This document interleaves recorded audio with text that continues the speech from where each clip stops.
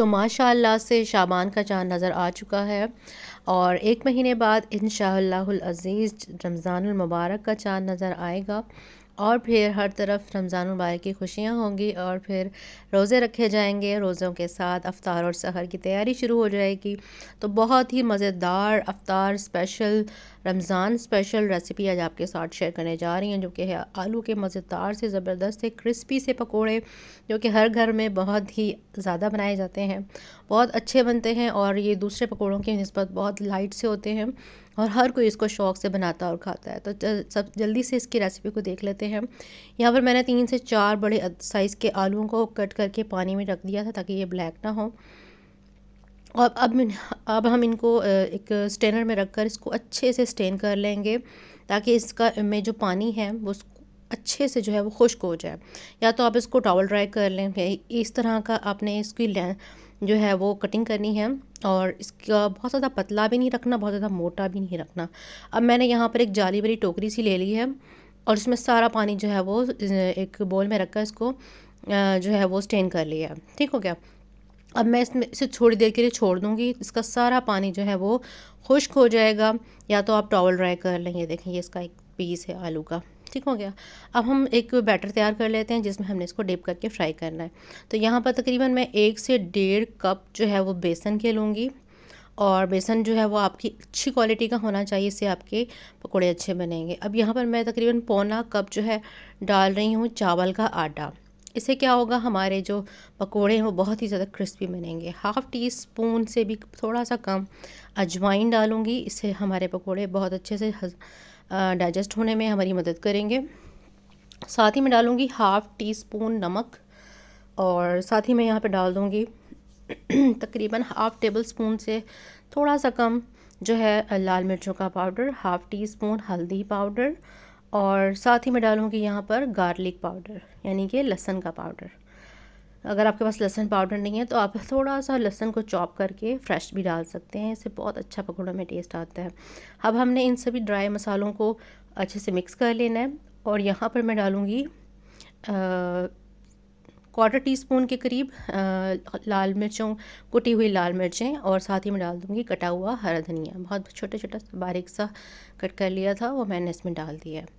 अब हमने एक साथ पानी नहीं डालना, बैटर बनाने के लिए हमने यहाँ पर हल्का हल्का सा पानी डालकर चेक करते जाएंगे जितनी हमें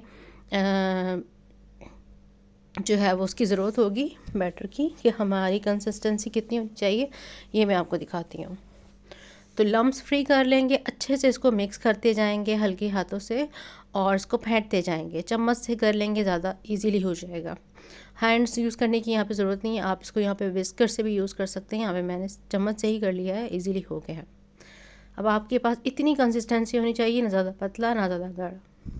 अच्छा जी, यहाँ पर हमने ऑयल गरम किया है। अब इस गरम ऑयल को के 2 से 3 चम्मच जो है ना, मैं इसके अंदर ऑयल के डाल दूँगी इस बेसन में जो बैटर हमने बनाया है। अब अच्छे से मिक्स कर लेंगे। इससे क्या होगा, हमारे जो पकोड़े हैं वो बहुत ज़्यादा क्रिस्पी बनेंगे और बहुत अच्छी कोटिंग आ जाएगी आलूओं पर। अब हमने आलूओं को जो है वो इस बैटर में अच्छे से डिप करना है और डिप करते हुए इसको हमने ऑयल में जल्दी जल्दी से फ्राई कर लेना है। और आप देख सकते हैं ऑयल हमारा मीडियम टू हाई होना चाहिए, बहुत ज़्यादा लो पे नहीं रखेंगे वरना हमारी कोटिंग जो है वो उतर जाएगी। और मीडियम टू हाई ही रखेंगे फ्लेम को। और फिर आलू जो है वो बहुत मोटे भी नहीं है, तो इजीली जो है वो हमारे कुक हो जाएंगे। तो यहाँ पर टेंशन की बात नहीं है। अब आपने इसको एक तरफ से अच्छे से फ्राई कर लेना है। जब आपको लगे कि एक तरफ से अच्छे से फ्राई हो चुके हैं, आपने हल्के से इसको टर्न करना है, बस इसको टर्न कर देना है। इसी तरह मैं सारे टर्न करती जाऊंगी और फिर हम इसको दूसरी साइड से भी अच्छे सा गोल्डन ब्राउन कर लेंगे और इतनी देर में हमारे आलू जो हैं बहुत अच्छे से टेंडर हो जाएंगे। एक साइड चेंज कर दी है मैंने, दूसरी साइड भी अच्छे से ये फ्राई हो रहे हैं। आप देख सकते हैं बहुत ही प्यारे से हमारे आलूओं के पकौड़े तैयार हो रहे हैं। ये इतने मज़ेदार बनते हैं बहुत ही कम मसालों से, लेकिन बहुत लाजवाब। इसके साथ आप ग्रीन रायता सर्व करें और केचप के साथ भी आप इसको सर्व कर सकते हैं। और इसकी एक बहुत स्पेशल सी डिप सॉस भी बनती है अगर आप उसको बनाना चाहें, लेकिन ये दही रायते के साथ इसका कॉम्बिनेशन बहुत अच्छा जाता है। और उसके साथ आप गार्लिक का जो है वो चटनी भी इसके साथ सर्व कर सकते हैं, बहुत मज़ेदार लगती है। स्पेशली रमज़ान में ये वाले पकोड़े तो बहुत ज़्यादा बनाए जाते हैं। इवन मेरे घर में भी बहुत ज़्यादा शौक़ से खाते हैं बच्चे। और तो आपने भी इस रमज़ान में इसको ज़रूर बनाना है, और इसलिए मैंने आपके साथ पहले ही ये रेसिपी शेयर कर दी है, ताकि जो बिगनर्स हैं, जो अभी सीख रहे हैं पकाना, वो भी इस रेसिपी को इस रमज़ान में ज़रूर ट्राई करें।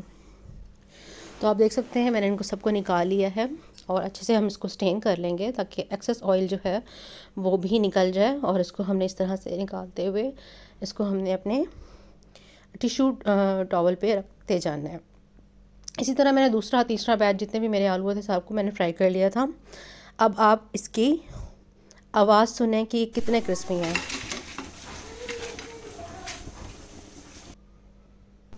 साथ ही इसकी हम प्लेटिंग कर लेंगे, और आप देख सकते हैं कितने मज़ेदार हमारे जो है वो आलू के पकोड़े लग रहे हैं।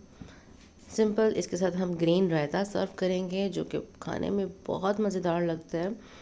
और ये देखें कितना मज़ेदार क्रिस्पी सा हमारा जो है वो आलू का पकोड़ा जो है वो तैयार है। बस एक डिप लगाएंगे और इसको टेस्ट करेंगे। बहुत मज़ेदार बने थे, बहुत ज़्यादा क्रिस्पी, बहुत ज़्यादा टेस्टी। आपने भी बनाना है अपने रमज़ान में, इसको अफ्तार में इसको ज़रूर बना के आपने एंजॉय करना है। बहुत आसान रेसिपी है, बहुत जल्दी से और बहुत ही ज़बरदस्त तरीके से आप इसको बनाकर अपने अफ्तार में इसको शामिल कर सकते हैं। और इसके साथ ग्रीन रायता सर्व कीजिएगा, मज़ा ही आ जाएगा आपको। तो इसी के साथ मिलते हैं किसी नई रेसिपी में। आप इसको चेक करें कितना मज़ेदार सा हमारा ज़बरदस्त सा क्रिस्पी सा पकोड़ा, और अंदर से बिल्कुल आपका जो आलू है वो टेंडराइज है। ये देखें कितनी मज़ेदार सी लेयर तैयार हुई है। रेसिपी अच्छी लगे तो ज़रूर लाइक कीजिएगा, चैनल पर न्यू है चैनल को सब्सक्राइब कर लीजिएगा, साथ लगे बेल आइकन को ज़रूर प्रेस किया करें। इससे मेरी नई न्यू वीडियो का नोटिफिकेशन आपको मिलता रहेगा। और ये देखें मज़ेदार से हमारे कबाब। इसी के साथ मिलते हैं किसी नए वीडियो में नई रेसिपी के साथ। अल्लाह हाफ़िज़।